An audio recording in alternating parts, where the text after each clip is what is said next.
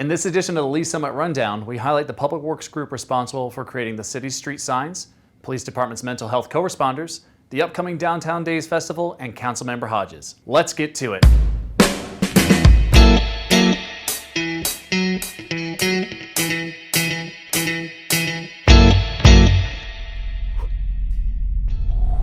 Welcome to this edition of the Lee Summit Rundown, where we feature city news and stories. I'm Colin McCage. Tucked in the back of the maintenance facility is a crew of hardworking public works employees responsible for creating and maintaining the city's street signs. We're talking a lot of signs: stop signs, yield signs, speed limit signs, street signs, and more.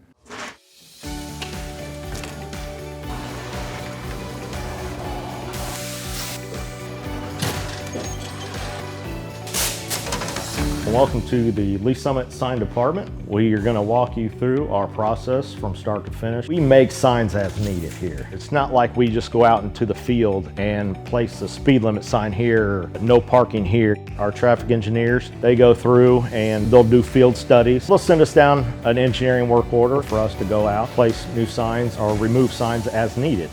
Coming from the material, our blanks come in and they're just aluminum blanks. We can put our white, our red, our fluorescent yellow, green, whatever. And basically what it looks like is just that there. Throw it up into the roller.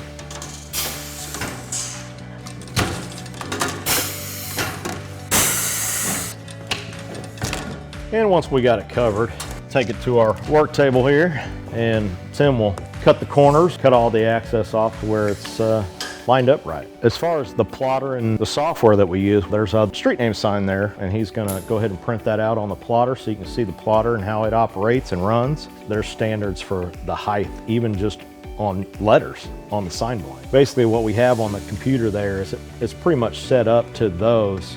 And it goes through, it's got a very small but sharp needle that goes through and cuts everything out, letter by letter. Once that's done cutting, our next stage would be bringing it over here. Currently picking out the sign letters right now. We call it weeding or picking or however you want to call it. Next, putting it on the transfer tape.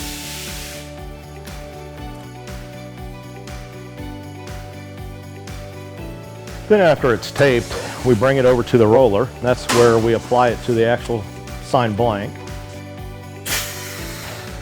And we'll roll it through one time just to get the air bubbles out.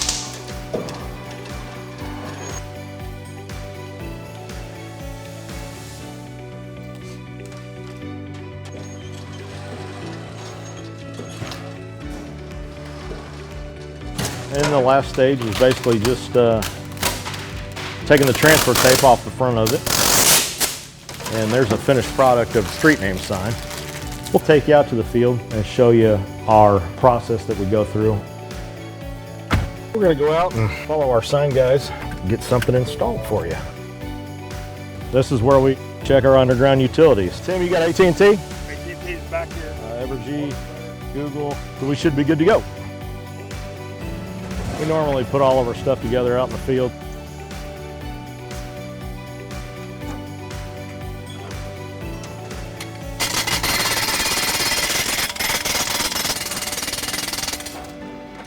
Then once the base is installed, we'll go ahead and put the post in there. We've come up to perfect. And that's how we do it. Simple. Quick. Next, learn about the mental health co-responders embedded in the Lee Summit Police Department and how they work with police officers to help those in behavioral health crises. Traditionally, we think as police officers, those responding to law enforcement needs within the community. But honestly, we are there to serve our citizens, and our citizens do go into crisis. They do have mental health crises, and we're being called to those scenes on a regular basis. In order to help serve those citizens better, we did initiate the Crisis Intervention Team Program. These are officers that are specially trained to de-escalate crisis situations. Recently, we've brought co-responders onto the scene, licensed qualified mental health professionals housed within our police department, and they respond with those officers directly to those scenes where a crisis is occurring so they can interact with that citizen and get them the help they need right there on that scene. The co-responders are either bachelor or master level in a behavioral health related field. They wear plain clothes, they don't carry weapons or anything like that. I I have a police radio that I listen to all day. Listen for, those key words: mental health, behavioral health, crisis. There's a lot of officers that just call for me. I have my own radio number. I also have the ability to self-dispatch to them and say 982 is en route. Officers en route, 914, Armstrong. So typically I arrive after they've made it safe. I'll make contact and get kind of the rundown, and then I just kind of jump right in. I'm like, hey, my name's Allison. I'm a mental health professional. I'm here to help you. I'm not here to take you to jail or arrest you. Sometimes all a person needs is a voice, someone neutral, someone outside that, can listen. I do a lot of safety planning, including family, their support network, who's close to you. If they're home alone, who can come over and hang out with you today? Can we lock away your sharps? Can we put up your meds? Do you need meds? Can we get you over to the urgent care to get you assessed for your medications? Some of them also are like, oh, I'm so glad you came. This made me feel so much better. Our main goal as the co-responders is to, one, get people connected to the services that they need, and also divert from emergency rooms and jails. And they almost get a different view of the police responding. That lets me know you care and the officers care. Please, please, how can we help you? My husband has... In 2020, we had 722 mental health related calls for service. 2022, by that time, 1,479. These mental health related calls for service are increasing.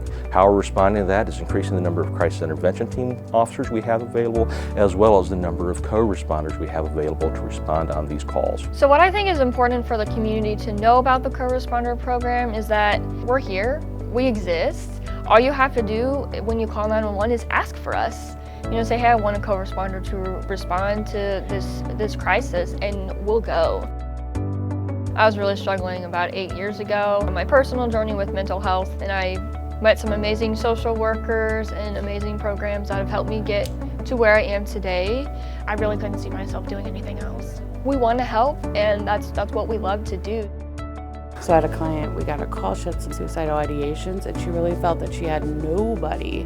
And getting to know her story and getting to know who comes around and sees you, well, then we found a support person, and they responded immediately, and we made a plan. I called back and checked on her in an hour, and then I checked on her in 2 hours. We were able to get her into the additional services to where she talks to someone every week or more. I just took a person that really just thought they had nobody and nobody would show up for them, and show them you do. And you'll be amazed who is in your corner if you just simply say, I need a little help.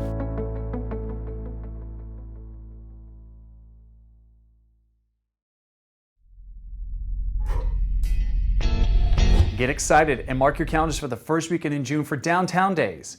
Festivities include free live entertainment, carnival rides, festival food, handcrafted goods, craft beer tents, and more.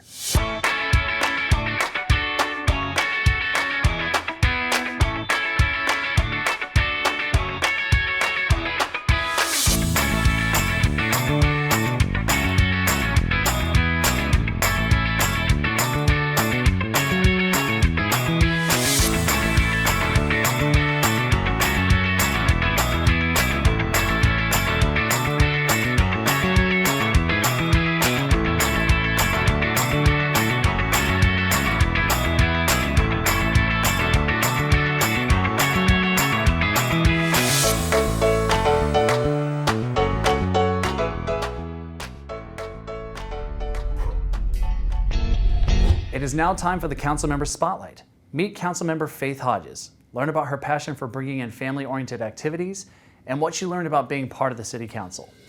Councilmember Hodges. Thank you. I love where you guys are coming from. You're local and you're all kind of coming together. But where I'm struggling with from the last time that we talked about this, I think it was maybe October. I actually grew up in my district. We moved here my sophomore year in high school. My parents still live in the same house, and I just went through high school here and then have stayed in Lee Summit ever since. The neighborhood that my parents live in is Canterbury. My favorite thing, and I still do to this day, is I love to go running. They have the best sidewalks. I feel like you can go for days. So now I still get to do that since I live not too far from them. I get to use those same routes that I took during high school, and it's just fun.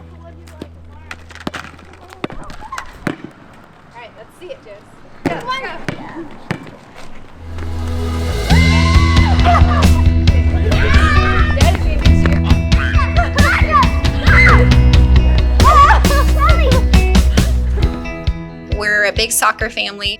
I love sports, I love to watch sports, and it's even more fun to watch sports when my kids are in it. I coach my middle daughter Josie's team. I have since kindergarten. We do the basketball, we do softball, we're gonna do volleyball. It's just so much fun. I,